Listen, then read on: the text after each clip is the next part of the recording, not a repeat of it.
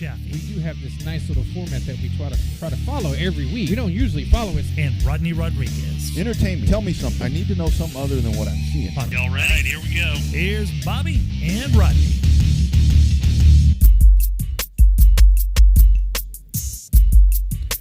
Well, it is the biggest time of the year, friends. It is Snowball Week. Everybody has Snowball coverage. And we have it right here. Hashtag Real Race Talk coming to you from Texas. Showtime. I'm not going to do it. Showtime Bobby Chaffee. You could have. It wouldn't have mattered. Yeah, I know. Rodney Rodriguez, all of you, we are glad that you are a part of this. We've got a good program lined up. We'll see how it all works out. But the bottom line is we're going to get you Snowball ready. We're going to talk Texas racing because there's lots to talk about. And just lots. Thanksgiving, my friend. Everything good? Overeat? Man, that was one hell of a good-looking bird, my friend, that you posted on social media, man. That looked nice and golden, my friend. Well, I got lucky. We had the old smoker finally ate itself. It ended up blowing another fuse or something. I thought it was because I had it connected to one of my heavy-duty racing electric extension cords, and contacted a buddy of mine who does an electrician and said, hey, should it be popping? He's like, no, try plugging it in directly to the house.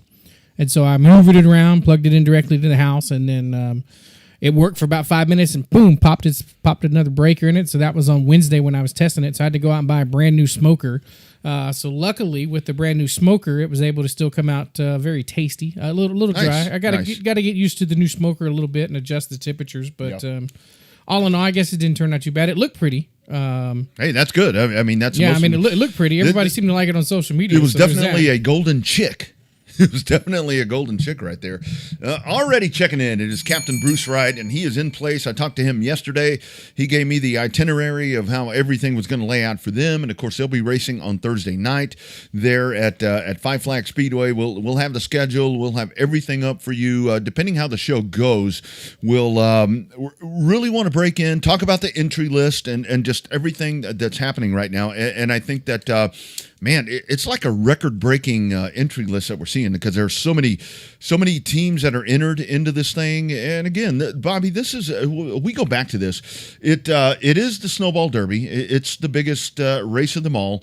But so many times, more often than not, I mean, you're not racing this for money. You are doing this because it's the Derby.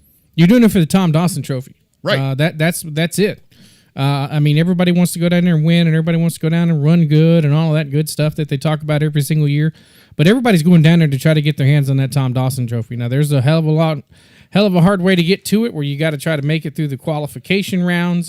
Qualifying is just to get into the top 30 is one hell of a show to get into. So there's the stress begins. The stress is already there for some of those teams to make it. Those guys that are coming up from the north. We talked to Derek Griffith a couple of weeks, or I guess last week, and they were coming all the way from Maine to try to come down and do some good stuff. He's pulling double duty in a couple of cars, so the pressure's there. Also got to deal with the tires. The tire conversation has not come up as much as I thought it would so far this week. Yeah, that's what I was wondering about, because I was actually looking at some of the news and notes from Five Flags and everything that was happening there, and definitely on the Hoosier tire. And apparently they've been able to deliver everything that's needed there. And obviously, I mean, that's one of those things where I think where it helps some of the when we talk about the Outlaws, the trucks, the modifieds, all of that they were advised to be testing over the weekend. I mean, not so much on as we're getting into race week. So I think that's something that's going to factor in as we continue going into all of this. It's something that we'll have to continue to monitor and see how tires are going to be a factor, and teams are going to have to be smart about how they do this. And there's a lot of big hitters that are ready to do this, and I think it's man, especially after coming off and it was a big weekend because we saw it at the Big League 128 at the Memorial. Stephen Nasse goes in and he withdraws. I mean, he has an engine problem because he has to get to Pensacola, and all of that happening right there. And it is really shaping up, I think, for what's going to be a great week of action, a great weekend of stuff. And man, I'm just so glad to see. Stands are going to be packed. There's going to be a lot of cars in the pits and trucks and modifieds and everything. I think this one right here could be one for the ages. I think it's going to be big. A little disappointed in my logistics trying to get down there, but it feel like it gets bigger and bigger every year. We keep saying that. We can go back and listen to any of the archives on SoundCloud or at RevvedSportsShow.com. You go back and listen to any of the Derby preview shows that we talk about, and it feels like every year we say the same thing. It's getting bigger and bigger every year. Every year feels like it's bigger than the next one. The 54th edition feels bigger than the 53rd. 53rd felt bigger than the 57th. I mean, so there's a lot of cool stuff out there that's going to happen, but there's a lot going on, and especially now you got the reintroduction of Hooters coming back in here. So nice, nice. You know, there's lots of big news happening in terms of what the status is for the Derby. Well, and speaking of that, right there, you see it on the Facebook feed. Bruce is talking about that right there, and he's boots on the ground. I mean, he sees everything that's happening right there. Tires reared their ugly head again today, waiting on some confirmation, and that's where, you know, I know that there's partnerships there with you know, Hoosier and Five Flag Speedway and everything that's going on there, but it's I foresee that there's going to be some sort of I mean, it's going to be tough because the availability hadn't been there for all of this to work out. I think that it's going to have to be. I don't know. I just hope that everything is ready to go. Jonathan Langham checking in as he's one of our guys. And thank you guys, because I know there's another presentation going on another network that may have a little more power than we do for the moment. But thank you guys for being a part of this program. Our hosts get our names right, though. That's right, Bobby Chafee.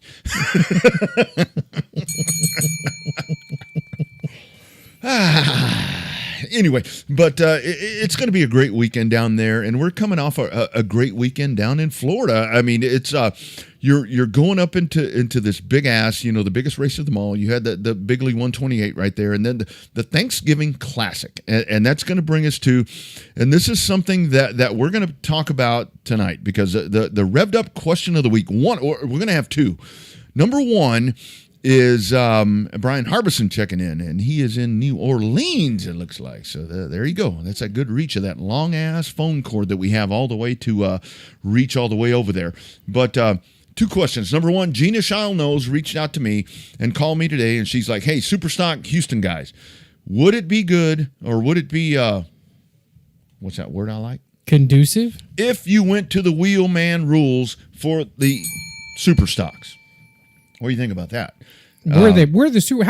First off, how far apart are they? I don't know. That is what I don't know, because I quit looking at Superstock rules a long time ago. So that's what I don't know. But here's with the Houston Superstocks. That is a class in and of itself. There's nothing else anywhere like it. I mean, and we got 5 or 6 that show up and race, you know, religiously in Houston. And I don't know. I mean, I do think, because I was thinking about this the other day. For me, if I was going to, in a perfect world for me, I would do, here would be my classes at a racetrack. And again, I'm only saying this because my thoughts, the shit that I wake up at night thinking about, not my work, not my family, I wake up thinking about this. If I was going to have classes, I would have a pro truck class, I'd have a modified class, I would have a wheelman type of class, a 4-cylinder class, and then some sort of pure stock, super stock combination. That is what we need right there. That to me, whether it be Mobile, Houston, I mean, any of these tracks, that's going to be South Texas Speedway when we pave it. That's what's going to be your bread and butter. I mean, then you. Did you hear that rumor too? Hell, I caused it. That rumor, yeah, that somebody's buying South Texas Speedway and going to pave it. I caused it. I mean, I jumped on Lone Star Speed Zone, LoneStarSpeedZone.com, our partners, and said, let's pave this thing. And after watching them race on that 0.4 of a mile paved track yesterday and over the weekend, dude, are you kidding me? It's golden. It's golden. And these classes, the wheelman thing for a super stock and a pure stock, you know, sportsman, whatever it is, make it affordable, and you kick ass on a racetrack like that, or Mobile. You said Houston. Affordable, not Houston. Is that possible? With changing a set of rules, is that possible? Well, what is it? Every time you change a set of rules, you cost somebody money. I know, but I mean, honestly, for me, I mean, that whole South Texas thing, that would be awesome because that South Texas, I've driven that track. And to me, that racetrack kind of has that little bit of a Kyle feel to it, except it's smaller because you dart off a turn 2 and you like whip on out and boom, right down in. Corpus Christi, to me, could be for Texas. And I know on Speed Zone, go check out the Texas Racing Forum because I mistakenly said over the weekend that paving that track would save pavement racing in Texas. And people are telling me, no, it wouldn't because, I mean, obviously it's kind of beyond saving. What I mean is it would enhance it. And I think it would be a good thing. But, again, I'm not paying for it. I know that's a lot of money. But it would be a great dirt track as well. I mean, that's the other thing. It's a great place to go have dirt track racing. I know the Whitaker Memorial coming up. That's going to be great. But to me, Corpus Christi has always been, because think about this. Think about this on the Florida coast. You have all these coastal towns where people go to Pensacola, and they go all of these places to go do things other than racing. And by the way, they go to a racetrack. And, dude, to me, I don't know, no-brainer to me. But I know money talks. And bullshit walks. So it's definitely going to take money to get the place purchased, and you got to look at another $200,000 try to get it paved. Although I'm sure you could probably pave it for less than that. I know that it was initially looked at to try to pave Cotton Bowl at one point. It's supposed to cost in the six figures to do that, but I don't know, man. It's in the right spot. Down there, I totally agree. I mean, I think so. I mean, there's so much to do down there. I mean, it has to be much more of a destination thing. I mean, think of the Kyle thing. And somebody was telling me, well, Kyle didn't survive. I mean, what's your deal here? I mean, Kyle not surviving was not anything to do with location. It was a hell of a lot more to do with other things that kind of ruined that one. So hell, I don't know, but I think it'd be a good thing. We can go to that. So one of the questions, would the Wheelman Series rules help the Houston Superstocks? Which all 6 of you guys, you can chime in. Everybody else, I don't know. We have to figure out the motor rules and all that because I honestly don't know the difference. I know that Brooks Store told us some of the nuts and bolts about how all that works, but anyway, we'll figure that out. Let's go to the Lone Star Speed Zone hotline because we are going to talk to one of the guys that is heading down there. Hell, he may already be down there. And this is one of my favorite guests because I booked him and he was calling Saturday. Ooh. He was calling Saturday, ready to jump on this show. It is one of our guys, man, a Texas proud. It is Caden Honeycutt. How we doing, brother? Hey, Rodney. How you guys doing? I'm doing great. Doing extremely well, man. So what's your 1020, man? You there? What all's happening right now? Well, I'm currently at home. I'm getting ready to race our iRacing Pro Series tomorrow night at Nashville Super Speedway. Love it. Tomorrow night. I will leave Wednesday morning and be there for Tech Day and everything on Wednesday morning. So I will be home for the next 2 days and then on a flight out there Wednesday morning. Oh, yeah. So I just want to know, obviously you've been on our show multiple times and you're one of our favorite guests. That's why we always like having you back and we appreciate the loyalty with our program. But I just want to know, how much has your life changed since you got into that late model stock car tour over there and ran that number 4 and woke up everybody over in the Southeast and said these Texas boys know what they're doing? How much has your life changed after that? It feels like you're in the news all the time. You're always on the bull ring. You're always on somewhere. But how much has your life changed since you hooked up with Justin Johnson and them? It was awesome. It really put us on the map. I feel like having that phenomenal year that we've had in the Cars Tour, it really just kind of catapulted us off a lot farther. I shouldn't say a lot farther than where we are at to start this year. Yeah. I really think it was able to show how competitive, and we're here not to just show up and lollygag around. We're there to win races and prove a point and show that we belong there. And I think we did an excellent job this year with doing that, and just kind of led to those moments of winning and being on the news and being on the bull ring and everything. Those moments is what you live for and work for, and that's what we certainly worked for all for 2020 going into that year. Absolutely. So Caden, talk about it. I mean, all of that, all the success. I mean, last year at Snowball, I mean, it was like you were the toast of the town afterwards. I mean, Majeski wins that race, but so many folks were talking about you. But I mean, you come into the season, and I think what is so cool about you is that I mean, multidiscipline. It does not matter, dude. You get out there, whether it be a super late model on dirt. I mean, whatever it is, man, you're just good in anything that you jump into. Yeah, we just, I really feel like iRacing is a huge help for me on that. Being able to jump from variants of cars to different tracks and everything, it helps me keep the loop and stay on par where I need to be at. So I don't go to the racetrack and be 2/10 off where I'm really supposed to be at when it's not the car, it's me. So I'm just trying to make sure we eliminate that as fast as possible. And I feel like as soon as we hit the racetrack, we're just fine. So that iRacing helps me out a lot with that. And being able to race on a regular occasion like we did this year in 2020 certainly played a factor in that as well. So, we just had a great year this year. And, for myself, I felt like I've improved as a driver and a racer. Be able to race a little bit better than I have before back in 2018 and 19 and 20. So it's been a great year, and I feel like jumping the variants of cars is what separates a lot of different people like Christopher Bell and Kyle Larson, all those guys. They can jump into a race car and be the fastest car no matter what.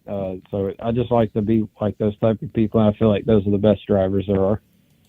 So you talked about switching cars a lot. How many cars are you running this weekend? I can think of at least 3, but hell, you might be running 4 or 5. How many cars are you racing for? How many guys you race for this weekend? Well, fortunately, we're doing 2 cars this weekend for the Snowball. We'll be in the Ben Kennedy number 96 Solid Rock Carries Chevrolet for Ben Kennedy with Fury race car. Thanks to Jimmy and everybody for putting that together. And also be with Sotex Motorsports out of San Antonio, Colin Alexander, Island Alexander's number 21 modified. So we will be in the modifieds of Mayhem on Friday night and the Snowball Derby on Sunday. Love it. Good stuff right there. So, Caden, I was watching the late model stocks yesterday. In that one got kind of nasty over there in that race. Your thoughts on those, man? I know the Cars Tour they do a great job, but is that something that moving forward, a late model stock is something that is that really going to help progress the sport, or do we see races like yesterday to where maybe we take a few steps backwards on some of that stuff? Well, I think it's all opinion based. If you want to go and race a super, go race a super. If you want to go race a late model stock and there's a ton of cars in that area, more than there are super late models, get a late model stock. Yep. I personally think a late model stock is a great tool because of a truck arm car. It's just like an ARCA car, Xfinity car, and a Cup car. The Gen 6 now from this year. So I think a late model stock has a ton of characteristics like the NASCAR cars that we race today. That's the difference with the super late models. They don't have much of the characteristics that they do of an ARCA car or Xfinity car, or even a truck. So I feel like late model stocks are growing. I've already seen at the end of this year, I think 4 or 5 other people have announced that they're going full time in Cars Tour next year. And they haven't even started the year for next year. And we already had a solid more than 20 cars every week. So I think that class is definitely going to be growing. From our circumstance, we saw that we had 85 cars at Martinsville. That was the most car count that we've raced with all year. And the Car Store, we broke, I think, 35 cars at Orange County early off in the year. So, and that was just for a regular Car Stores race. So the late model stock stuff has definitely been growing. And I've also seen a growth in supers somehow, in some way. I don't know how in the world it's happened, but it's happening. So the car counts are growing up both sides. So I just think in the peripheral area that you live in, and what's your personal opinion on what you and your son or daughter want to go and start racing in? Yeah. So, Caden, how do you find yourself adjusting back and forth? Because obviously, they take both of them are hard to drive machines from everything that we get told by some people. Super might be surprisingly a little easier to drive and easy in the air quotes, but how do you take the truck arm car to change the way you drive when you get from that late model stock to that super? Well, it's for me. I really, if to be brutally honest, I do not think about it. It's just another race car. It's a different one, but I don't pay attention to the characteristics of the way it's driving. I just get in it and start driving, and then we give the feedback and try to get the car handling the right way, the way it needs to go. I know the feel of the way the late model stock's supposed to feel like over the course of 5 or 6 races. I was our first time that we went in 2020 this year, 2021 this year. But in the super, I think I've been able to race it less often. But I've raced late models enough to know where the feel is supposed to be like and how it's supposed to be at Five Flags, especially. I've ran the most super late model races at Five Flags for myself. Mm-hmm. So definitely having that feel more than once, more than at least 2 or 3 times is definitely a must-have experience that you need to have. So we, just for myself, I feel like that I've been growing on that a little bit better. And, just taking to it right away, not thinking, and doing what you're supposed to do as a driver and executing. Yeah, absolutely. So we'll talk about the Derby here in just a second, but quickly to the modified. I mean, on that big old track, I mean, high banked, the pavement's kind of beat up. I know they've done some whatever that they've been doing there, but driving those cars, I mean, you were balls to the wall on them skinny tires, man. Talk about wheeling one of those around the historic Five Flags Speedway. Well, I can definitely tell you this. It was an absolute incredible experience, feeling almost 1,000 horsepower on an 8-inch skinny tire. Crazy, man. It's definitely not a fan of 8-inch tires with that huge motor in there. Yeah. But luckily for us, I think we got a really good car handling from our test in the preview a couple of weeks ago with Jay Kruger and my dad at Michael Dabney Jr. I think we have a really good race car in the modified going in there, but definitely feeling the wheel spin, definitely feeling has no nose turn because it has no aerodynamics whatsoever. I bet. So it's definitely a handling machine. It takes you got to wheel that sucker. So I'm really excited for that race as well. I think it's going to be a little bit more action packed than I want it to be, but it's going to be gonna be awesome. I bet.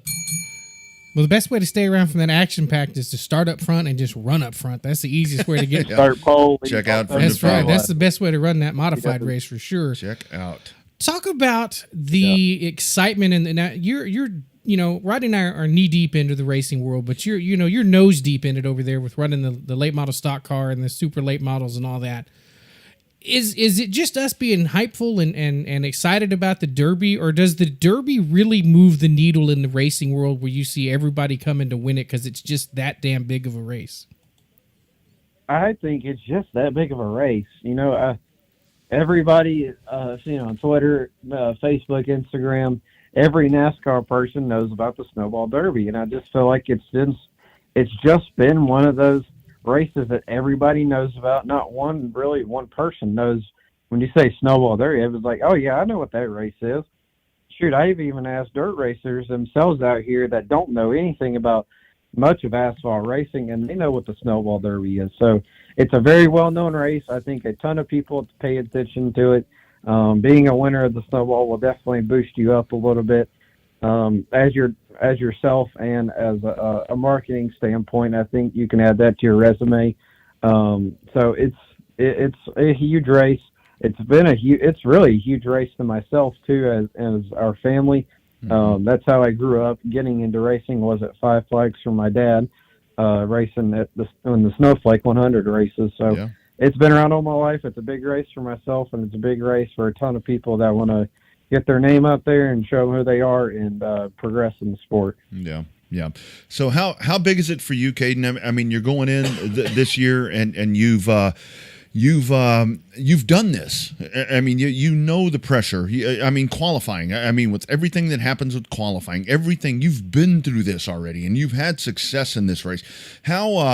how much better prepared are you this year? And I mean, you've been successful, for crying out loud. How much better is Caden Honeycutt for this big ass limelight event than you have been in the past? Well, I think I'd take the same approach I had of last year, and that was go in there, go sit on the pole, and try to lead every lap of the race. It's just, if you just don't have the focus and the mentality of not being off track and sidetracked from everything, you're going to have a really good weekend. And if you get sidetracked from all these different things, worry about this, worry about that, you're not focused and you're not prepared for what's ahead.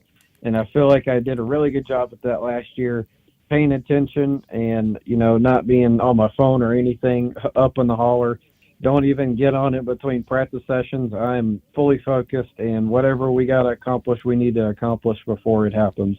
So I feel like if we take that same approach, and me and JC are on the same page, man, we are down and focused and ready to head out this weekend and do our best that we possibly can and try to win the race without any non-desire that we don't have. We have tons of desire. I love it. So how much does Five Flags change since that little bit of repave on the front stretch? Is it really that big? Can you tell the difference when you hit the tires on the front stretch versus when you come off the back stretch? Was that a big noticeable change to you, or are you like pave the whole thing now?